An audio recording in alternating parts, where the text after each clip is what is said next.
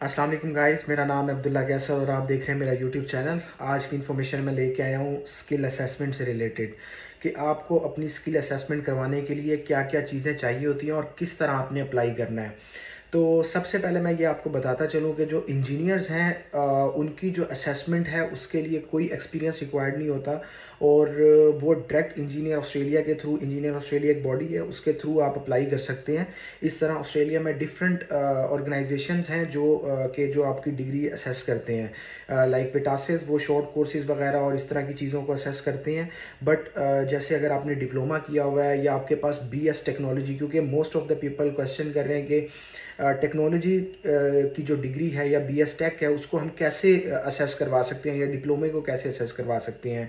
For example अगर किसी ने इलेक्ट्रिकल में बीएस टेक्नोलॉजी किया हुआ है या इलेक्ट्रिकल में डिप्लोमा है तो उनके साथ थोड़ा सा आपको एक्सपीरियंस अटैच करना पड़ता है कि आपने फील्ड में थोड़ा बहुत काम किया हुआ है और उसके बाद आप जब आपके पास एक्सपीरियंस हो जाता है तो फिर आप जो है अपनी स्किल असेसमेंट के लिए अप्लाई कर सकते हैं। But on the behalf of degree आपको जो है वो असेसमेंट नहीं मिलती।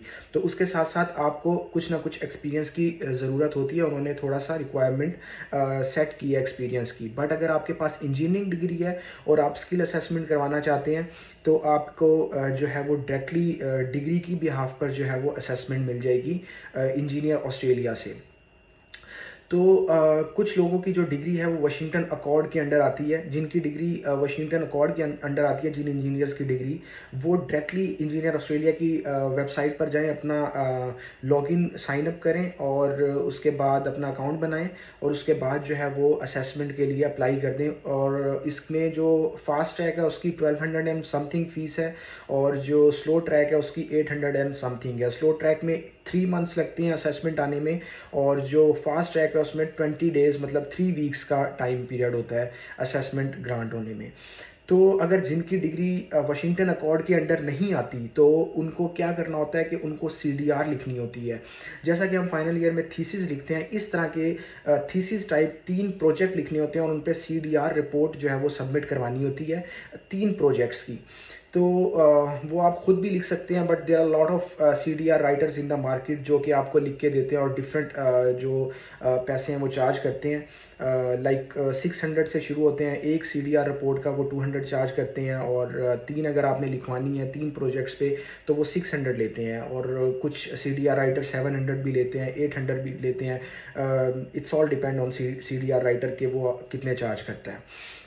तो अगर आपकी डिग्री वाशिंगटन अकॉर्ड के अंडर नहीं है तो आपको सीडीआर राइट करवानी है, 3 एपिसोड लिखवाने पड़ेंगे और 3 प्रोजेक्ट्स पर। और उसके बाद आपको जो है इंजीनियर ऑस्ट्रेलिया की वेबसाइट पर जाके अकाउंट बनाना होगा और उसमें अपनी डिग्री ट्रांसक्रिप्ट और आपकी जो रिज्यूमे है और उसके साथ साथ ये सीडीआर रिपोर्ट्स जो हैं सबमिट होती हैं। और उसके बाद आपने जो सभी वो पाथवे क्लिक किया होता है कि आपको 20 डेज़ में चाहिए या 3 मंथ्स में चाहिए, स्लो ट्रैक या फास्ट ट्रैक, तो उस लिहाज से आपको जो है वो असेसमेंट ग्रांट हो जाती है।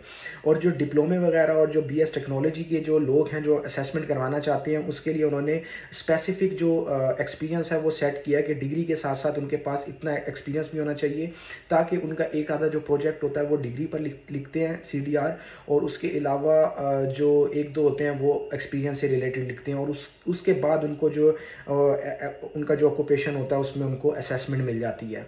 तो ये तरीका है स्किल असेसमेंट करवाने का। अगर आपने अपनी डिग्रियां असेसमेंट करवानी है तो आप उनसे रिलेटेड जाके गूगल पर या इंटरनेट पर सर्च करेंगे, उनसे रिलेटेड कौन सी बॉडीज़ हैं जो उनको असेस करती हैं। कुछ डिप्लोमास के लिए जैसे कुक और शेफ़ी हो गया उनके लिए इंटरव्यू भी रिक्वायर्ड होता है कि कुछ डिग्रीज़ और कुछ डिप्लोमा के लिए वो इंटरव्यू भी लेते हैं। तो उसके लिए आपको प्रिपरेशन करनी होती है और उसके बाद आप अप्लाई करते हैं और आपको असेसमेंट जो है वो ग्रांट हो जाती है। उसके बाद आप एलिजिबल हो जाते हैं ईओआई लॉन्च करने के लिए। तो अगर आपने ईओआई लॉन्च कर दी है और राउंड चलते हैं और आपका नॉमिनेशन आ जाता है तो ये प्रोसेस है और आप उसके बाद जो है वो नॉमिनेशन आने के बाद वीज़ा लॉन्च कर देते हैं। जो भी आपका आता है 491, 190 और 189 ये सब पीआर पाथवे हैं। तो इसके लिए आपको जो मैं आज देना था ये नॉलेज असेसमेंट से रिलेटेड, तो आप इस तरह अपनी असेसमेंट करवा सकते हैं। अगर आपका कोई क्वेश्चन है या इससे रिलेटेड आपको और गाइडेंस चाहिए, आपको कुछ चीज़ों की समझ नहीं आई तो आप कमेंट सेक्शन में कमेंट करें, इंशाल्लाह मैं आपको गाइड करूँगा। मिलते हैं मेरी नेक्स्ट वीडियो में, तब तक अस्सलाम वालेकुम।